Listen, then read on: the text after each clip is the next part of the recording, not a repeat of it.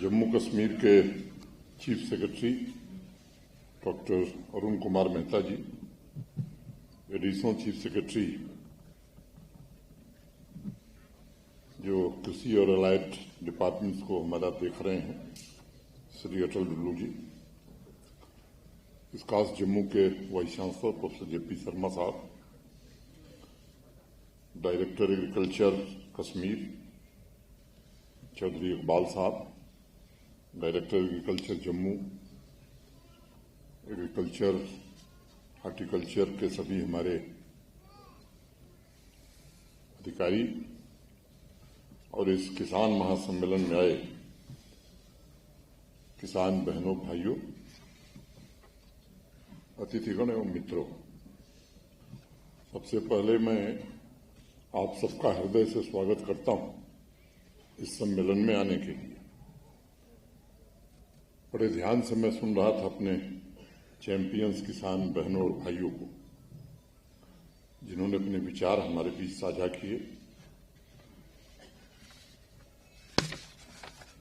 वर्षों से खेती में आए व्यापक परिवर्तन की तरफ शर्मा साहब ने हमारी परिस्थितियां, आगे की चुनौतियां और उसका समाधान, इसके बारे में डुल्लू साहब ने, और कृषि को कैसे नेक्स्ट लेवल तक ले जाएं, इसके बारे में मेहता जी ने बताया।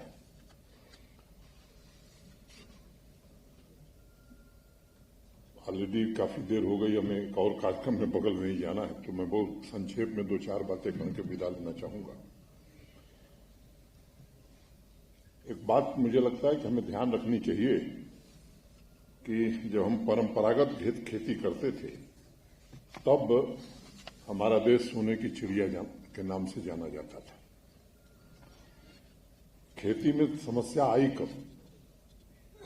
मुझे लगता है कि खेती में समस्या आई जब देश गुलाम हो गया, अंग्रेजों ने शासन किया हमारे ऊपर और यहाँ की कृषि प्रधान व्यवस्था को तहस नहस करने का, तोड़ने का काम किया। और मुझे लगता है कि जब हम आजादी का अमृत महोत्सव मना रहे हैं, मैंने आजादी के 75 वर्ष हमने पूरे किए हैं, मुझे लग रहा है कि समय का चक्र एक बार फिर से घूम रहा है। हम उस दिशा में बढ़ने की कोशिश कर रहे हैं जो अतीत में हमारे देश का गौरव रहा है।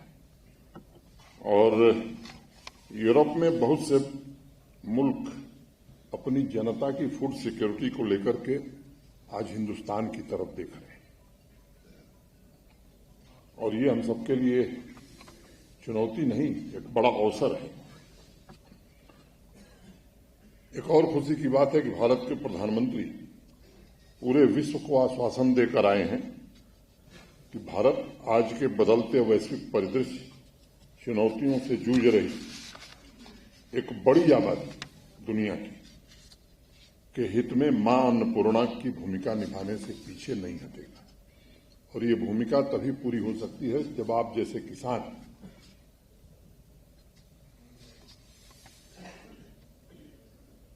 आगे बढ़ करके काम करेंगे। एक बात समझिए कि अमेरिका की जितनी आबादी है, उससे ज्यादा लोगों को हमारा देश फ्री में राशन दे रहा है। दुनिया का जो सबसे धनी और विकसित देश माना जाता है, उसकी जितनी आबादी है, उससे ज्यादा आबादी को हम फ्री में राशन दे रहे हैं। तो हमारे किसानों ने कितना परिश्रम किया है, इसका अंदाजा आप इससे लगा सकते हैं।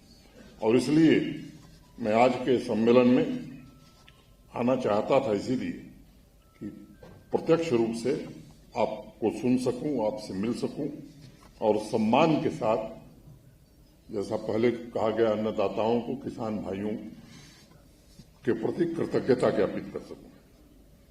इस सभागार में आने से पहले अनेक स्टॉल पर जाने का अवसर मुझे मिला।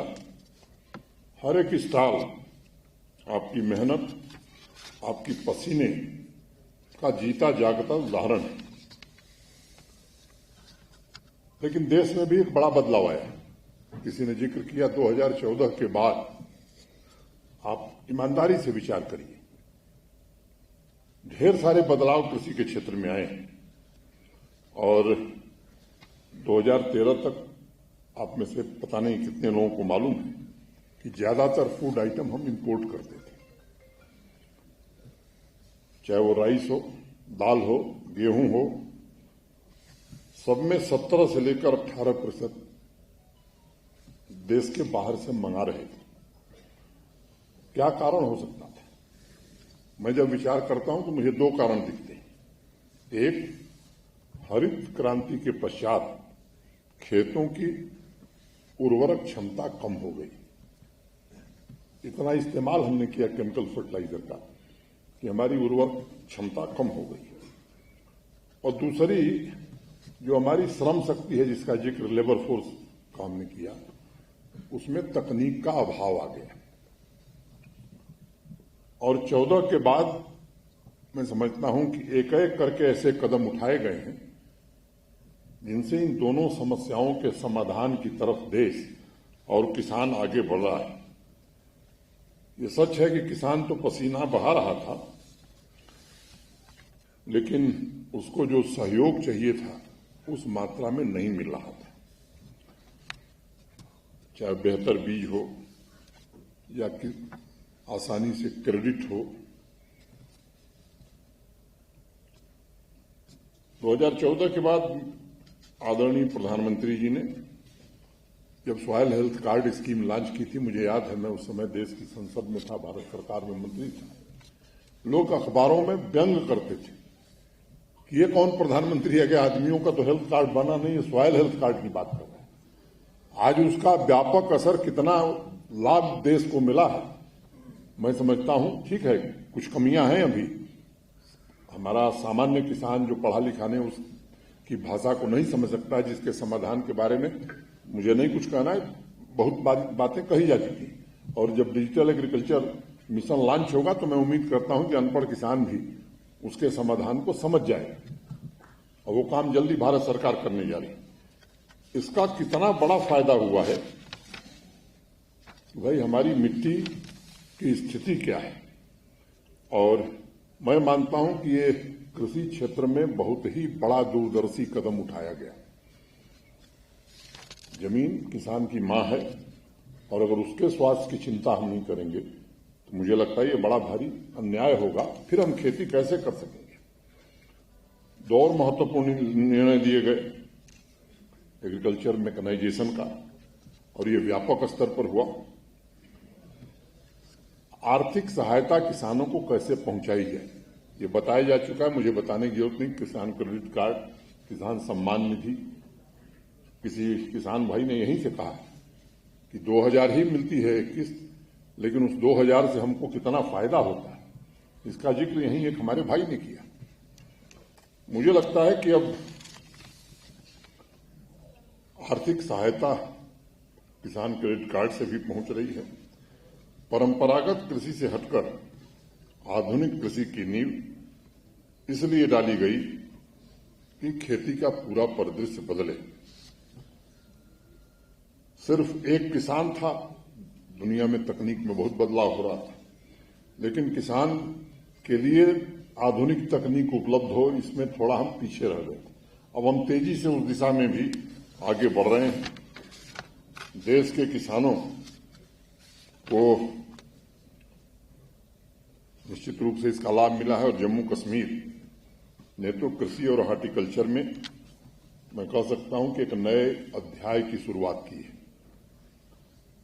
और मेरे पहले के वक्ताओं ने बताया है कि हमारी आमदनी कहां पहुंच गई है।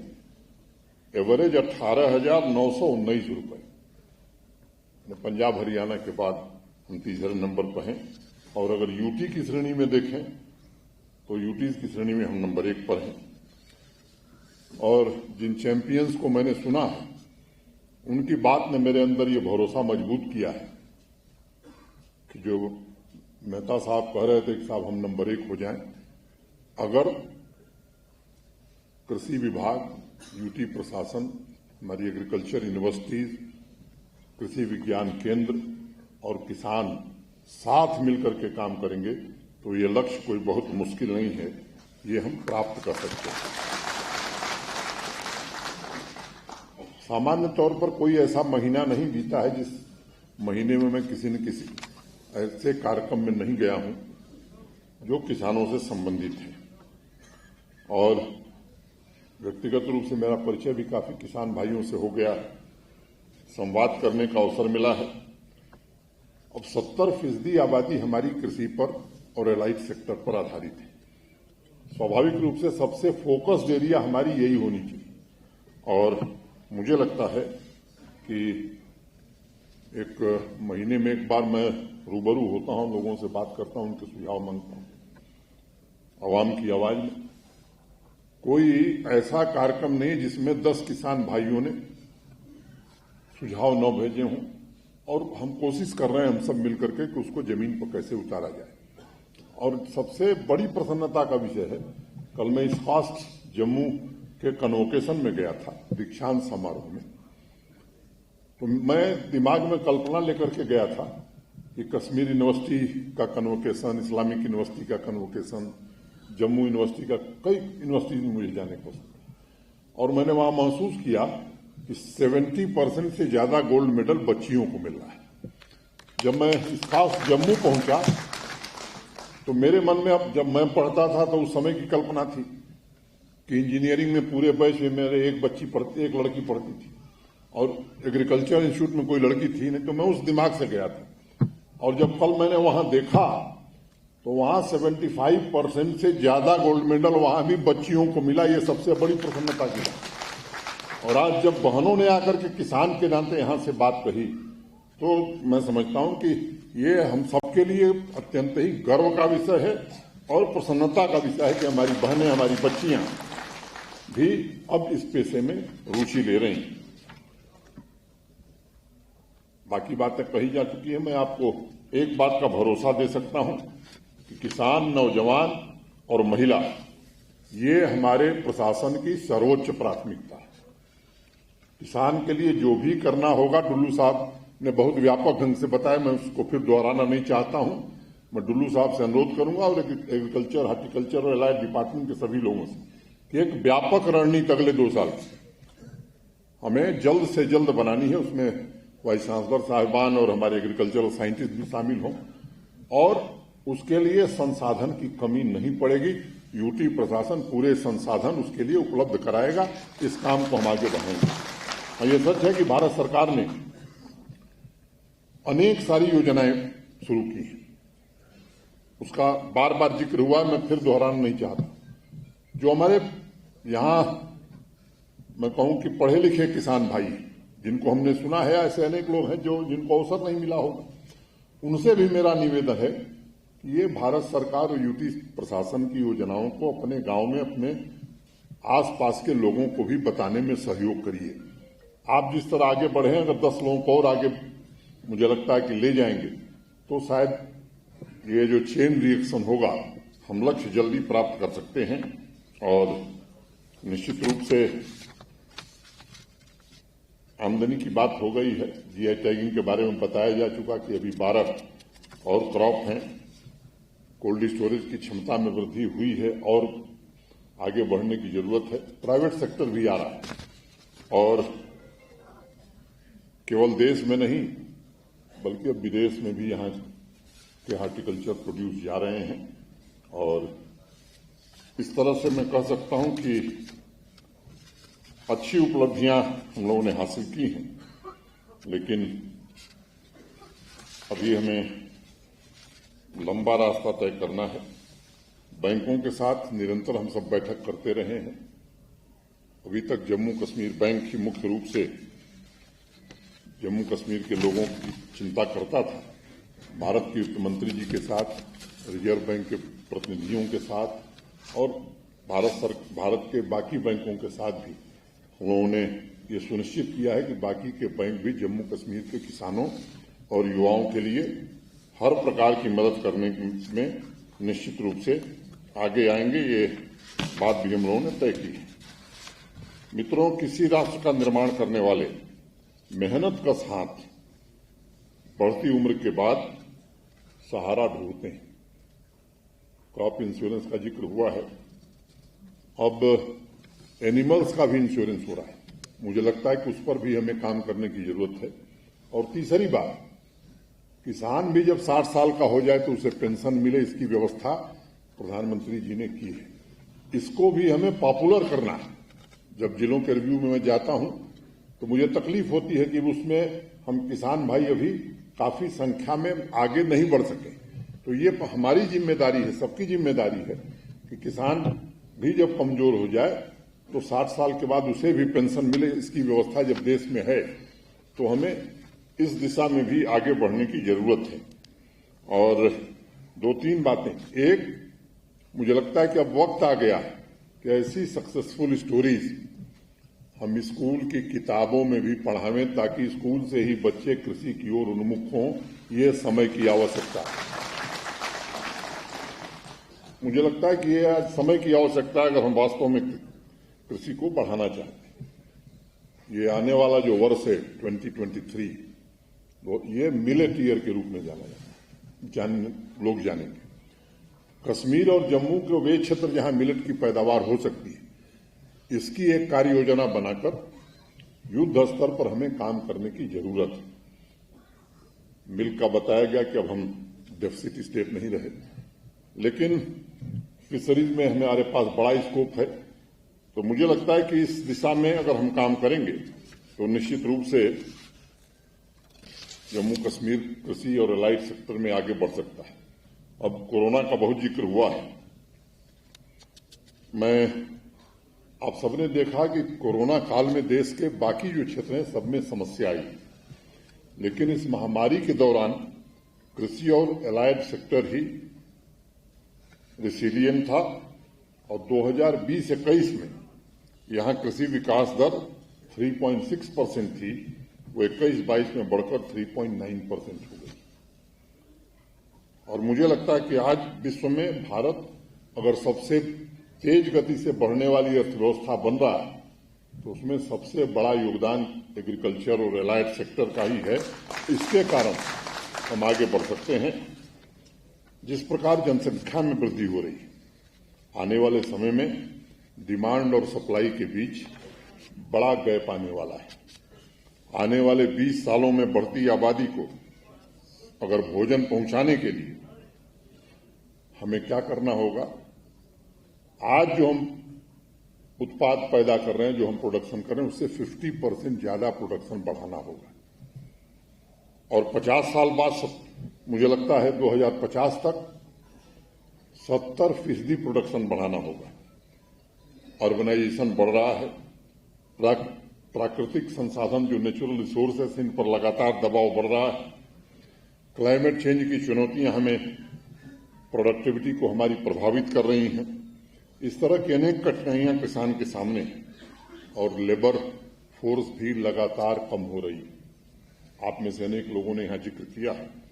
इन सभी परिस्थितियों का ध्यान रखते हुए मुझे लगता है कि अब इनोवेटिव तरीके से किस माध्यम से किसान खेती करें, इसकी एक गाइडलाइन अल्प समय में हम बना करके आवें। और मुझे लगता है कि इस नई पद्धति का नाम green agricultural revolution for Jammu and Kashmir, उसमें सारी चीजों को जोड़ते हुए हम आगे बढ़ें। मुझे विश्वास है कि हमारे किसान भाइयों की मेहनत से निश्चित रूप से इनकी आय को भी हम ऊपर ले जाएंगे। और प्रशासन के सभी साथियों से मेरा निवेदन है कि जितना संभव हर प्रकार की मदद किसान बहनों और भाइयों को हम पहुंचावें। ये सबसे बड़ा राष्ट्रीय कर्तव्य है। अगर हम नौकरी पेशे में हैं, जम्मू कश्मीर प्रशासन में, और किसान की मदद नहीं करते हैं, तो मैं मानता हूं कि ये सबसे बड़ा अपराध है। और इसलिए हम अपनी राष्ट्रीय जिम्मेदारी मान करके कि जो योजनाएं हैं उनको हम किसान तक पहुंचाएंगे भी, ईमानदारी से उसका लाभ किसान को मिले, इसकी भी कोशिश करेंगे। मैं समझता हूं कि आज के अवसर पर इतना ही कहते हुए, और जो हमारे चैंपियंस थे उन सबका हृदय से मैं अभिनंदन करता हूं।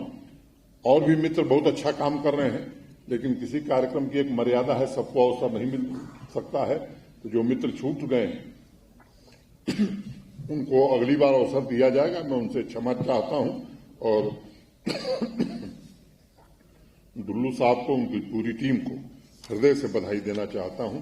और किसान बहनों और भाइयों का फिर से एक बार स्वागत करते हुए इस प्रशासन के इस संकल्प को जरूर दोहराता हूं कि आपके लिए संसाधन और पैसे की कमी नहीं आने दी जाएगी। आप जम्मू कश्मीर की खेती बढ़े, किसान संपन्न हो, इस दिशा में पूरा प्रशासन मिलकर के हर प्रकार की सहायता मुहैया कराएगा। बहुत बहुत धन्यवाद।